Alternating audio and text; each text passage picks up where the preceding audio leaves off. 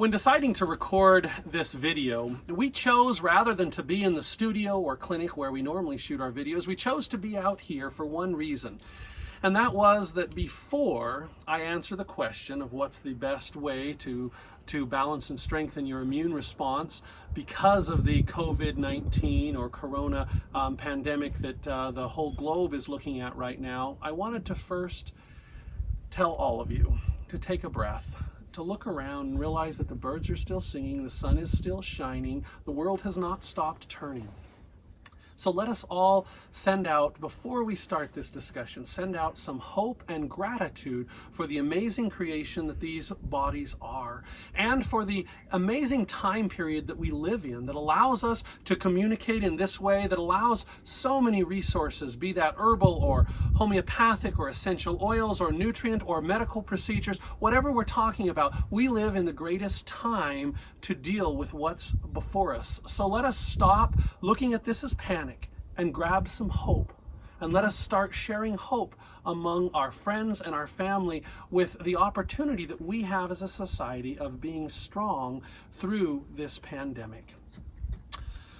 I have been fortunate for near a decade now of being a full-time educator in the field of naturopathy. If you aren't familiar, naturopathy is the governing discipline or the governing umbrella under which all types of natural medicine fall. So the general practitioner, if you will, of natural medicine. I'm very fortunate to sit as executive director of in my opinion, and one of the finest, if not the finest school for naturopathy that we have in the United States, and one of only a small handful of schools that is fully A&M-AB accredited. So it really has given me an opportunity as I travel the country teaching people. It's given me an opportunity to talk with and be around the finest practitioners in this country and throughout the world. When I say I travel a lot, last year I think I was 220 some days in hotels, which tells you I'm not talking about a few lectures a year. I'm talking about literally in many months of the year living on the road. It's a lot of sacrifice for me living up here in the beautiful mountains with 5 children and a wonderful family, but it's a sacrifice worth doing because of how passionate I am about naturopathy and about the need for high caliber education in this field. With the onset of the coronavirus, we were inundated with faculty, with students, with alumni asking us questions. And as I've watched the debate or argument that's ensued online about how to protect yourself against what is coming, there's really a flaw in what I'm seeing. And so some of you will be disappointed at my answer. The answer to the question of what is the best way to strengthen or balance your immune response for what we are facing as humanity is that there is no one answer to that. It's actually the wrong question. And that's what I want to plead with you as we begin this discussion, is to please stop perpetuating this idea that there's going to be one thing. Naturopathy, since its foundation in the late 1800s and on to Benedict Lust's founding of the first naturopathic college in the early 1900s, it has celebrated this idea that we are individuals, and individuality has never left naturopathy. It's a core belief in natural medicine that each of us are individuals that cannot be dissected into body systems. So I'm constantly getting emails and social media requests for, what do you think, Dr. Hollist, is the best response or the best thing that I could use? And I want to again say that's the wrong question.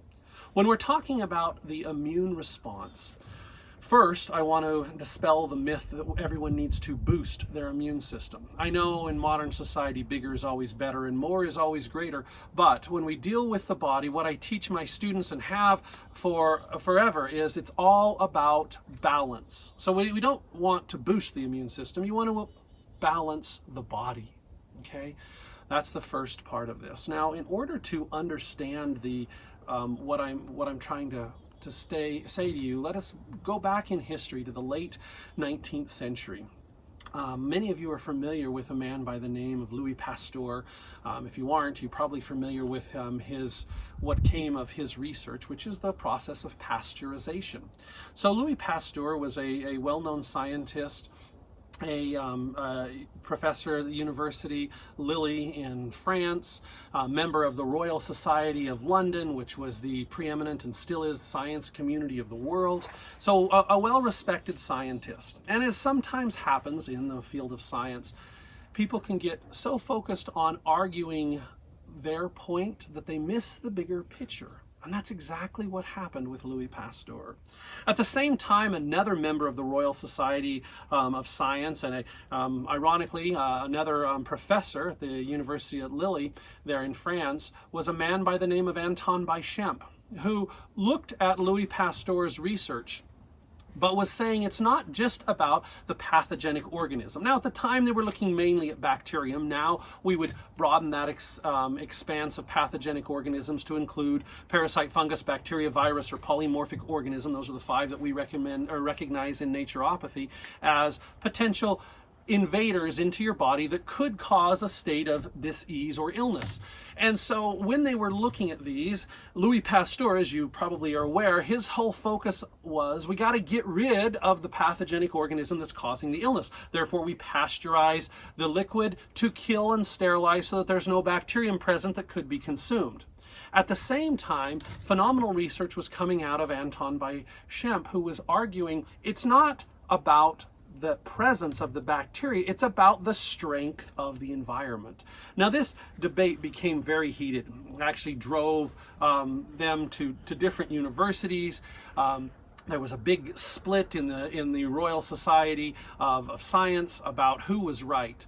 Sadly, as we fast forward over 100 years, when we look back on it, myself and other scientists would tell you it shouldn't have been about the argument about who was right. It should have been looking about what was right from both research.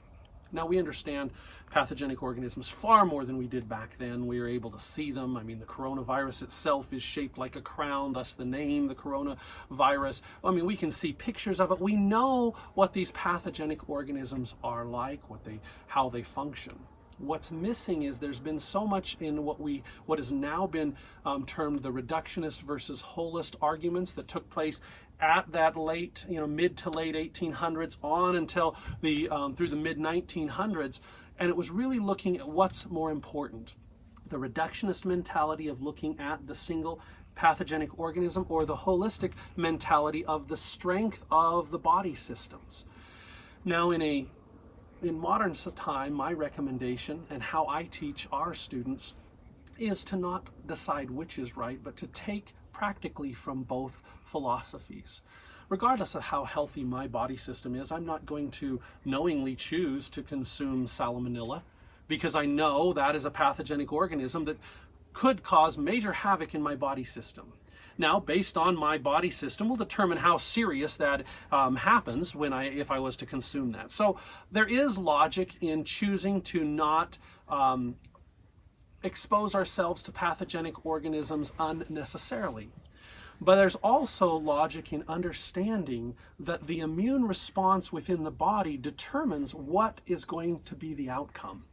I think back to a similar, well, I shouldn't say similar, the last outbreak that we had that was a new virus, nothing similar because the outcome on the globe has not been anywhere near of what we're dealing with the COVID-19 pandemic. But as we look back to H1N1, at the time I had children that were small, going down to toddlers, and all of them got H1N1. We tested it to confirm they all had it. And at the time, I had a close friend that knew that we were very vigilant about proper balancing of nutrition in what they eat, in limiting things like sugar, in taking supplements on a daily basis to ensure a stable, strong immune response. And so when our children got it, he said, well, I thought you did all those supplements and you lived this healthy life so that you wouldn't get sick.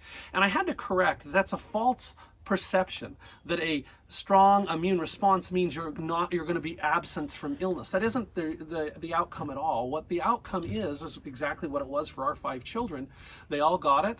and there was no complications. They were all moved through their body very quickly. They got over it very rapidly because they had present in their body the ability to have a healthy immune response and to take care of that pathogenic organism that came into their body, in this case a virus, H1N1.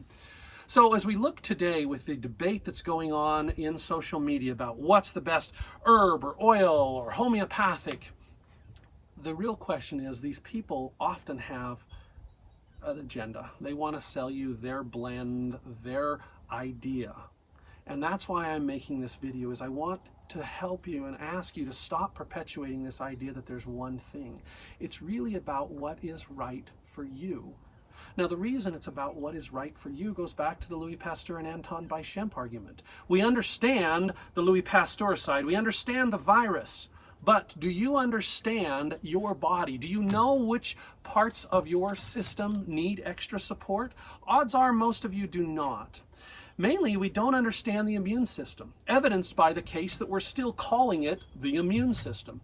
One of the ways I like to illustrate this when I'm teaching immune response to my students is I have them hold up their finger and I ask them to point to their respiratory system. And most of the students are going to point to their lungs and the bronchial pathways and the sinus pathways as their respiratory system. If we ask them to do the digestive system, the same thing. They point at their mouth and the alimentary canal and the stomach and and so on, and they walk through the digestive process.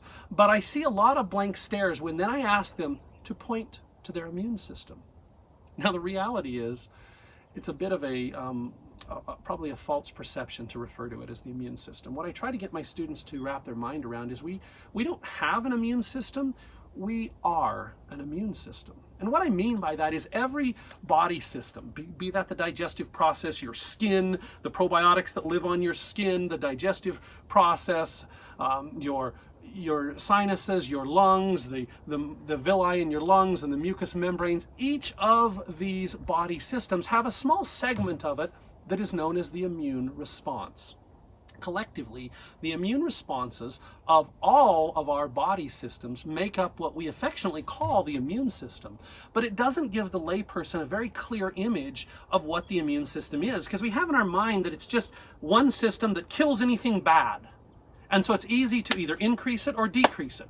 When in reality, it's, that would be like oversimplifying that all we need for, to be a safe country is just have one army in one place that can do anything we need. And anyone who has worked around law enforcement or looks at that knows it's much more complicated. You have to understand what's going on and what type of threats you have as a nation. And this is the same thing. There's not one way to balance or boost the immune system, because it's really a collaboration of your whole body systems, which really leads in to my advice for what's facing humanity and what's facing you and your family. You heard me say, first, take a breath and look at this from a hopeful standpoint. You're always going to make a more clear decision. The second part of it that I would advise you is why, when something is so serious, would you trust it to a simple YouTube video or a post that someone made that maybe makes sense to you because they, were very, comfortable in how they presented it, or it was your favorite author, that some health book that you loved, so you want to follow their advice. Don't do that, please. Take the time to work with a competent professional. Find a naturopath. That's the answer that should be plaguing humanity, is what do this person need? What does Matthew Hollist need? Which parts of my body system need extra support? Which things do I need to that are in my body do I need to eliminate, be that toxins or other things that maybe suppress my own body's immune response? Or what things are not in my body that my body needs? Now, it's true, there's going to be some general things. Vitamin C is a great example you hear people talk a lot about, and that makes sense because vitamin C is one of the basic nutrients that your body uses to create antibodies for a heightened immune response. So if you don't have those present, of course, you're going to have a difficult time having an adequate immune response to anything, including COVID-19 or any other virus, parasite, fungus, bacterium, polymorphic organism. You're going to have a difficult time defending against those. So there's probably some universal things that you could do, like vitamin C, but even then, what is the right kind for you? I lived in Florida for a while, so I love all of you orange growers. Don't take this personally when I tell you that's not the recommendation I have is oranges. Average orange is going to have 50 to 70 milligrams of vitamin C in it. Well, I'm going to put people on a couple thousand milligrams of vitamin C. And frankly, I don't want most of my clients eating 30 and 40 oranges in a day. That has its own negative side effects, okay? Diarrhea being one of them. So it's not just about understanding the basic concepts. It's about someone being trained enough to look at your digestive process and say, what's the best way to get nutrients into you, things like vitamin C. So what I'm pleading with you is to just please stop this idea that one fix is for everybody and find a naturopath. Now, you heard me say that most people out there are doing this for their own marketing purposes and to sell something. Just to alleviate the idea that I'm doing the same, if you are not already my client or a very close personal friend, you're not going to be able to get in to see me. I have a several-month waiting list. Even with the ease of my travel schedule, there's no way for me to say, hey, come, let me be this guy for you. That's not what I'm telling you. I am saying if you know a naturopath, reach out to them now and say, I would like you to do some basic assessment on my immune wellness. How and what do I need to be changing in my life to truly be healthy, vibrant, vital, and alive? So that whatever I'm facing, including the current corona pandemic, has a much less chance of affecting me. We have this idea because of statistics that there's nothing we can do. People start talking about statistics being age. To my knowledge, until a scientist can prove otherwise, I have never seen evidence to support that the coronavirus is capable of checking your driver's license or birth certificate to know your age. The reason that it's affecting people of a more advanced age has to do with the commonality of organ or body system weakness as people age in this country. I really can't stress this enough, there is an idea that it is normal to get sick as you get old. It is not normal. It is common because of the food system, the air, the water, the environment, the social aspects of our modern societies, the stressors, and all the other factors. So people commonly get sick as they get old, but it doesn't have to be that way. I think of two of my clients that are phenomenally healthy. They come by now and then to have me help them with little minute changes to their supplement regimen, but they eat all the right things, they take the time to exercise, they do water aerobics 3 days a week, they do Orange Theory twice a week. Now, if any of you know what that is, you know that's an extremely aggressive aerobic workout, and they're both in their 80s. It doesn't have to be your story that you, as you age, become sick. It may be common, but it isn't normal. We are designed perfectly to work perfectly. This is really an operator error issue. So what you need to look at is not the statistics that say, oh, I'm of that age, therefore I am going to be ill. No, you need to work with a competent professional that can say, no, these are the areas that you need to address. Okay. Now, I want you to be aware that if you don't have a naturopath near you, you find one. We are currently in our doctoral residency program. We teach naturopaths how to function online. We have taken that out of our doctoral residency program, and we are currently training hundreds of naturopaths around the country how to do these type of assessments online, so that you don't have to go into an office. You can discuss things with them and find out what is the right balance for you of herbs, of lifestyle changes, of eating changes, and so on. Okay, you don't have to go into that. So if you don't have a naturopath, go right now to knowyourwellness.org. You'll see up in the upper right-hand corner a Find a Naturopath link. You can click on that. Now, if you're watching this the day the video comes out, as I mentioned, we're training hundreds of those, so if there isn't one near you, go ahead in the little form below and just put in your name, your location, send it to us. We'll find one for you. We'll find somebody that you can work with that is competent, that is trained, that is board certified, that knows what they're doing and knows how to guide you on this process. Don't trust something this important to just surfing the internet. Please understand that naturopathy has always celebrated you as an individual. You should celebrate you as an individual. We live in a society that socially is all about individuality, that everyone should be accepted for who they are as an individual. Yet in our body systems, we want to disassemble people to the sum of the parts, which we're not. We are an individual. There's no one like me and there's no one like you. So work with a professional. It's worth the small amount of money that it takes to know what you're doing and to prepare your body well. So regardless of whether you get exposed to corona or not, now's the time to get healthy. There's never been a better time to give you confidence, to hope, to have strength, to do whatever you want to do. That's what health is about. It's not about the absence of the illness. It's about the presence of wellness. And so with that, I invite you to find a naturopath, to work with a professional, and to make sure that you are as healthy as you can be. That's the best defense. Thank you.